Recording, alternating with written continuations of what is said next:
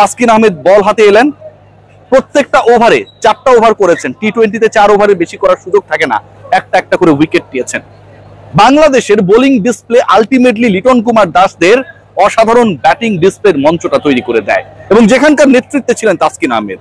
তাসকিন যদি বোলিং ডিপার্টমেন্টের ক্যাপ্টেন হন, ভাইস ক্যাপ্টেনের দায়িত্বে ছিলেন সাইফ হাসান। আনএক্সপেক্টেড। কেউ কি ভেবেছিলেন, কেউ কি চিন্তা করেছিলেন যে সাইফ এসে তার প্রথম ওভারে, ভেরি ফার্স্ট ওভারে 2টা উইকেট নিয়ে নেবেন? যারা তাসকিনকে সমালোচনা করেছিলেন, যারা তাকে সমালোচনার তীরে বিদ্ধ করেছিলেন, মদ্যপ অবস্থায় এটা করে ওটা করে, বন্ধুকে পেটায়, অন্য পর নারীর সঙ্গে এটা করে ওটা করে, কত বাজে বাজে কথা বলা হয়েছিল এই ক্রিকেটারকে নিয়ে। তিনি আর চলেন না, শরীরে অনেক বেশি ওয়েট হয়ে গেছে, আগের মতো ফিট না। সেই আনফিট ছেলেটাই 4টা উইকেট নিয়েছেন, অল্পের জন্য 5টা হয় নাই।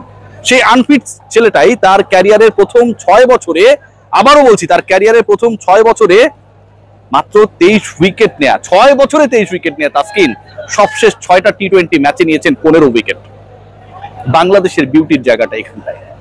লিটন কুমার দাস, তাকে নিয়ে যদি ডিসকাশন করতে হয়, এই ডিসকাশনটা আমাকে অনেক বেশি কনফিউজড করে। কেন কনফিউজড করে?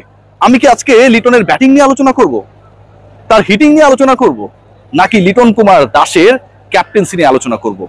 দুভাগে যদি ভাগ করি, লিটন কুমার দাস প্রথম উইকেটের পতন, পারভেজ হোসেন ইমন দ্রুত আউট হয়ে গেলেন।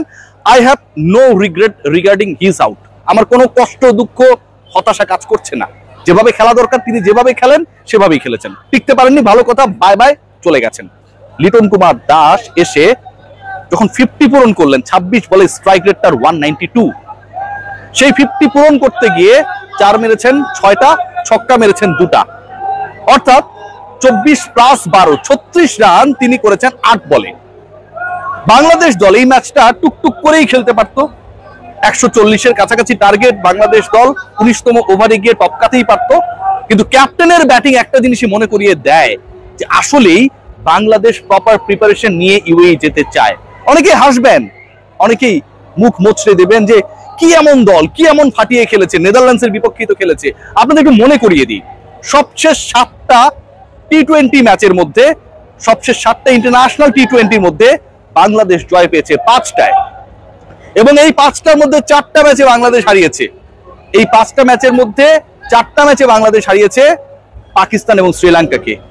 বাংলাদেশ দল পিছিয়ে থেকে শ্রীলঙ্কার এগেইনস্টে সিরিজ জিতেছে। বাংলাদেশ দল পাকিস্তানের বিপক্ষে এগিয়ে থেকে সিরিজ জিতেছে। বাংলাদেশ দল টানা 3য় টি-20 সিরিজ জয়ের থেকে একটা ম্যাচ দূরত্বে রয়েছে। After Mahmudullah Riyad and Sakib Al Hasan, Liton Kumar Das is going to be the 3rd captain of this team, যার আন্ডারে কনজিকিউটিভ 3টা টি-20 সিরিজে বাংলাদেশ দল জয় পেতে যাচ্ছে। এই দলটাকে নিয়ে যদি আপনি এশিয়া কাপে আশাবাদী না হন, কখন হবেন? নেদারল্যান্ডসকে নিয়ে যারা মুখ ভ্যাংচান, সেই তাদের জন্য আমি বলতে চাই যে শ্রীলঙ্কা এই মুহূর্তে খেলছে জিম্বাবুয়ের সাথে, খেলছে তো পাকিস্তান, আফগানিস্তান একে অপরের মুখোমুখি হচ্ছে। প্রিপারেশনের জন্য বাংলাদেশের এর থেকে বেটার অপশন আর ছিল না।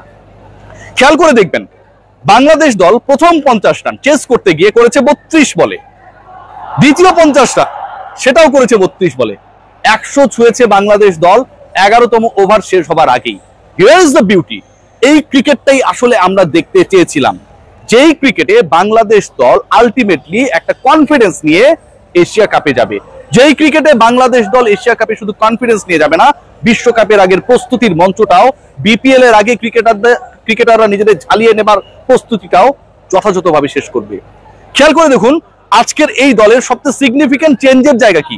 শামীম পাটোয়ারি খেলেন নাই, বিশ্রাম দেওয়া হয়েছে, ড্রপ দেওয়া হয়েছে, যেটাই হোক না কেন। এর থেকে গুরুত্বপূর্ণ পার্ট যেটা, আজকের এই ম্যাচটায় সাইফ হাসানকে খেলানো হয়েছে। শামীম পাটোয়ারি কেন ড্রপ, সেই আলোচনা বা ড্রপ হতে পারে, সেই আলোচনা আমি একদিন আগেই করেছিলাম। আর আজকের ম্যাচে সাইফ হাসান যে ইম্পর্টেন্স ক্যারি করে, অথবা যেই 2 হাসানকে বাংলাদেশ দলভুক্ত করেছে, নুরুল হাসান এবং সাইফ হাসান, অন্তত একজনকে যে খেলানোটা জরুরি এবং খেলাতে পারে টিম ম্যানেজমেন্ট, এরকম ডিসিশন রয়েছে, সেটাও একদিন আগে করেছিলাম। সাইফ সেটা প্রমাণ করেছে। শামীম হোসেন পাটোয়ারির রোলটা কোথায়? ফিনিশিং এ ফাটিয়ে খেলেন, তার থেকে বেটার ফিনিশার এই মুহূর্তে বাংলাদেশ স্কোয়াডে নেই। আর যখন প্রয়োজন পড়বে সাইফ হাসানের with his batting, with his off spin, preparation নেওয়ার জায়গাটা এই সিলেট ইন্টারন্যাশনাল ক্রিকেট স্টেডিয়ামে, সেখানটায় তিনি দেখিয়েছেন। ক্যাপ্টেন যখন বল হাতে তুলে দিয়েছেন, আস্থার প্রতিদান দিয়েছেন। যখন ব্যাট করতে নেমেছেন, ছক্কা মেরেছেন, প্রায় 85 মিটার দূরত্বের ছক্কা, মাইন্ড ব্লোয়িং ছিল। এর থেকে বেশি কোনো কিছু প্রত্যাশা করি না যে এই ছেলেটা এত বছর পর টি-20 খেলতে নেমেছে, আমার প্রত্যাশা সে পূরণ করতে পেরেছে। ওভারঅল বাংলাদেশের এই পারফরমেন্সকে আমি হাই নোট দিতে চাই।